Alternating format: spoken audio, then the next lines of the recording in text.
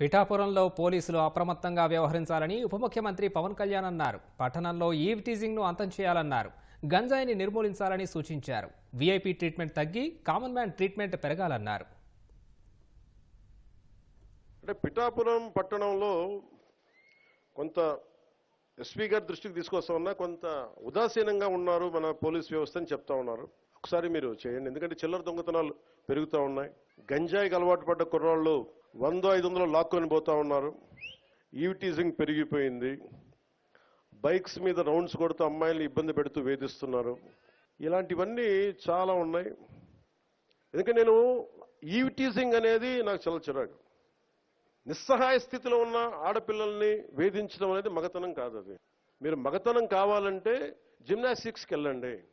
మీరు మగతనం ప్రూవ్ చేయాలంటే దేశం కోసం ఒళ్ళుంచి ఆర్మీలో జాయిన్ అవ్వండి. ఆడపిల్లల్ని ఏడిపించి అది మగతనం అంటే తొక్కి నారత్తిస్తాం, పిచ్చ పిచ్చ వేషాలు వేస్తాం. మీరు ఆడబిడ్డలకి పోలీస్ శాఖ కూడా నేను చాలా బలంగా చెప్తా ఉన్నాను, ఇంకొకసారి నాకు ఈవ్ టీజింగ్ అనేది నాకు కనిపించకూడదు పిఠాపురంలో.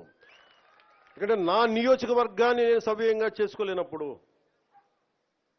నా నియోజకవర్గాన్ని నేను సరిగ్గా కాపాడుకోలేను. నా డిప్యూటీ ముఖ్యమంత్రి పదవి దేనికి, అధికారులు ఉండడం దేనికి? వీళ్ళను కొడితే క్రిమినల్స్కి కాస్ట్ లేదు, గుర్తుపెట్టుకోండి. తప్పులు చేసి కులాల వెనక దాక్కుంటే బయటికి తీసుకొస్తాం, గుర్తుపెట్టుకో. కులాల వెనక దాక్కోకండి. ప్రజాప్రతినిధులకి కులం లేదు. ఈయన కొడితే మాకు ఓట్లు పోతాయి. ఇప్పుడు నేను అధికారులందరికీ చెప్తా ఉన్నాను, సార్ ఈయన అరెస్ట్ చేస్తే ఓట్లు పోతాయి. ఎందుకు ఓట్లు పోతాయి? ఎవరు వెనకేసుకొస్తారు వీళ్ళని? నేనైతే వెనకేసుకురాను. మా కూటమిలో ఉన్న నాయకులు ఎవరు వెనకేసుకురారు. ఒకళ్ళు వెనకేసుకొస్తే సరిదిద్దుతాం.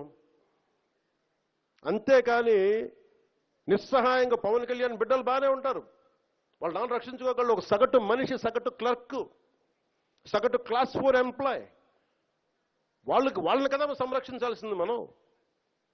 విఐపి ట్రీట్మెంట్ ఆగాలి ఇక్కడ. సగటు కామన్ మ్యాన్ ట్రీట్మెంట్ పెరగాలి. ఇలా కాకుండా కూర్చోబెట్టి పోలీస్ 6 నెలల హనీమూన్ పీరియడ్ అయిపోయింది. హనీమూన్ పీరియడ్ అయిపోయింది అందరికీ, నాతో సహా. నాకు అధికారం అలంకారం కాదు, అధికారం బాధ్యత. నాకు లా అండ్ ఆర్డర్ కనుక ఎవరన్నా సరే ఇష్టారాజ్యంగా ఎవరన్నా సరే ఇష్టం వచ్చినట్టు చేస్తే తొక్కి నారత్తిస్తాను ఒక్కొక్కరికి.